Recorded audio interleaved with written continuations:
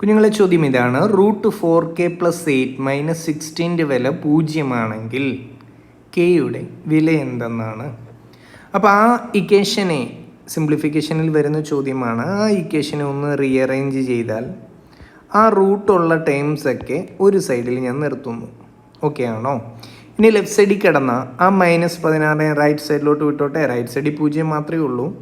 അപ്പോൾ ലെഫ്റ്റ് സൈഡിൽ കിടക്കുന്ന -16 റൈറ്റ് സൈഡിൽ പോകുമ്പം 16 മാറി. ഓക്കെ ആണോ? ഇനി എൻ്റെ കുട്ടികൾക്കറിയാം, ഇവിടെ എന്തെങ്കിലും ഒരു കാൽക്കുലേഷൻ നടക്കണമെങ്കിൽ ഈ സ്ക്വയർ റൂട്ട് മാറണം, എന്നാലല്ലേ പറ്റത്തുള്ളൂ. ഇല്ലെങ്കിൽ ലെഫ്റ്റ് സൈഡിൽ നമുക്ക് ടച്ച് ചെയ്യാനാവില്ല. സ്ക്വയർ റൂട്ട് മാറണമെങ്കിൽ എന്ത് ചെയ്യണം? അതിൻ്റെ ഓപ്പോസിറ്റ് സ്ക്വയർ ചെയ്യണം. എവിടെ സ്ക്വയർ ചെയ്യണം?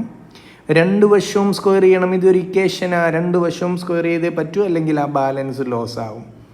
ലെഫ്റ്റ് സൈഡ് സ്ക്വയർ ചെയ്യുമ്പോൾ √4k+8 സ്ക്വയർ ചെയ്യുമ്പോൾ ആ റൂട്ടിൻ്റെ പ്രസൻസ് അങ്ങ് പോയി കിട്ടും. ലെഫ്റ്റ് സൈഡിൽ എന്ത് മാത്രമാകും? 4k+8 മാത്രമാകും. റൈറ്റ് സൈഡിലും സ്ക്വയർ ചെയ്യണം, 16 സ്ക്വയർ. അപ്പം നമുക്ക് എഴുതാം 4k+8 വില എന്തെന്ന് ചോദിച്ചാൽ 16 സ്ക്വയർ. 16 സ്ക്വയർ എത്രയാ? 256 എൻ്റെ കുട്ടികൾക്ക് അറിയാവുന്ന കാര്യമാണ്.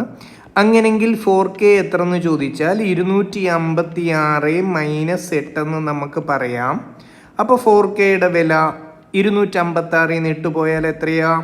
248. അങ്ങനെങ്കിൽ k നമുക്ക് വേണ്ടേ. k എത്ര എന്ന് ചോദിച്ചാൽ 248/4. ഓക്കെ ആണോ? 24നെ 4 കൊണ്ട് ഹരിച്ചാൽ 6ആണ്.